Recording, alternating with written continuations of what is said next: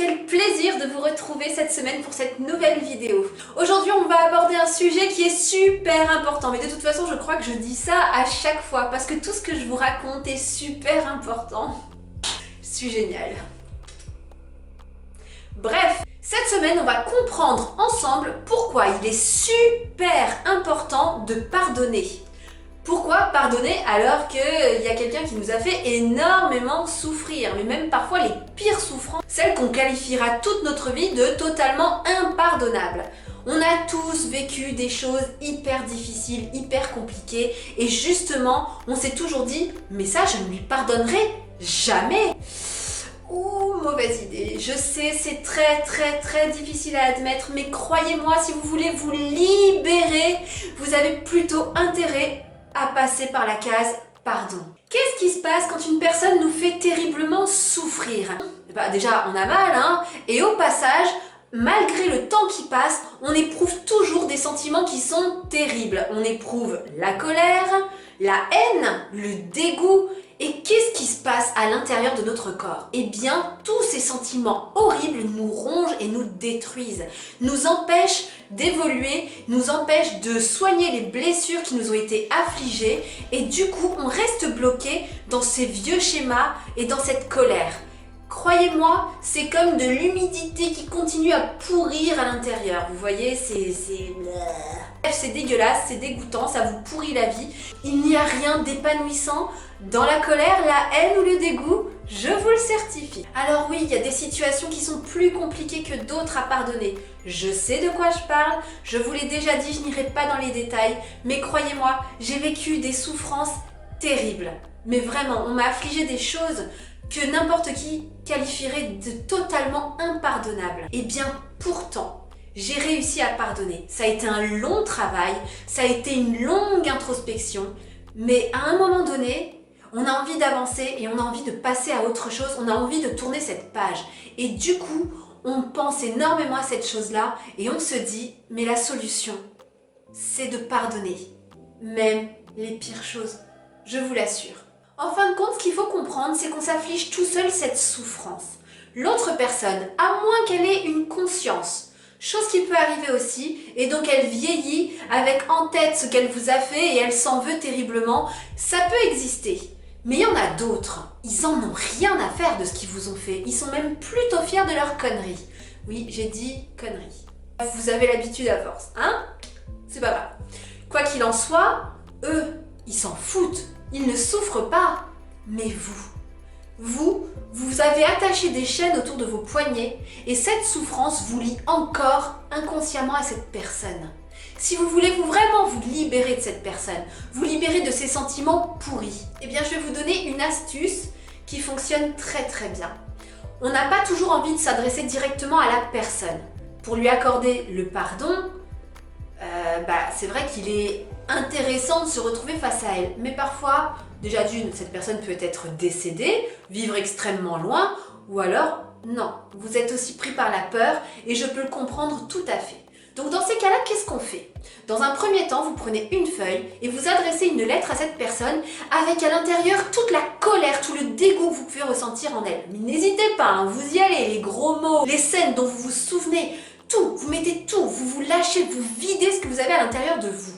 Ensuite, une fois que vous avez fait ça et que vous vous sentez un petit peu plus soulagé, vous brûlez cette feuille parce qu'elle ne vous servira plus à rien. Hop, ça s'en va, ça se casse, ça s'en va, ça s'échappe de vous. Et ensuite, vous écrivez une autre lettre qui lui est encore adressée et cette fois-ci, vous lui dites clairement « Maintenant, c'est fini.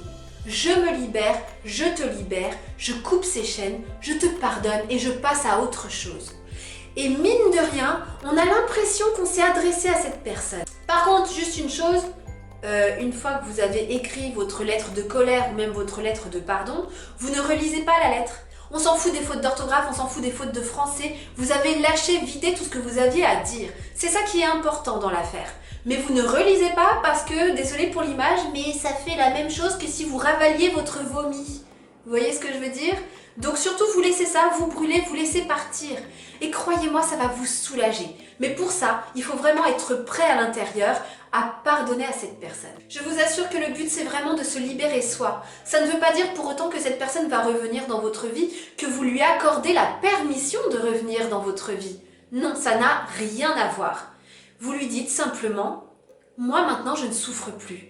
Toi, c'est ton problème, tu fais ce que tu veux, mais moi je suis passée à autre chose et je suis libérée de ça, de cette souffrance, de ce que tu m'as fait. Aujourd'hui, j'ai évolué, j'ai grandi, ça me rend plus fort. Maintenant, je vais vous parler quand même d'un point de vue spirituel.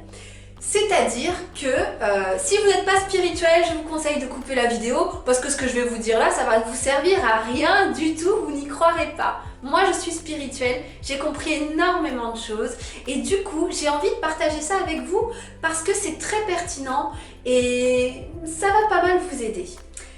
Donc, pas spirituel, vous coupez, bisous, je vous embrasse, à la semaine prochaine.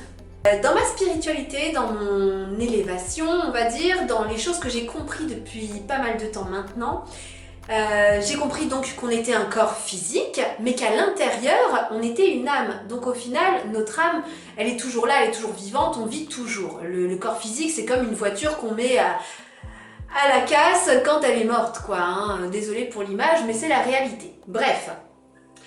Donc, on croit à l'incarnation. Forcément, on est une âme, on ne meurt pas, on va de vie en vie. On a une famille d'âmes. Il faut comprendre une chose.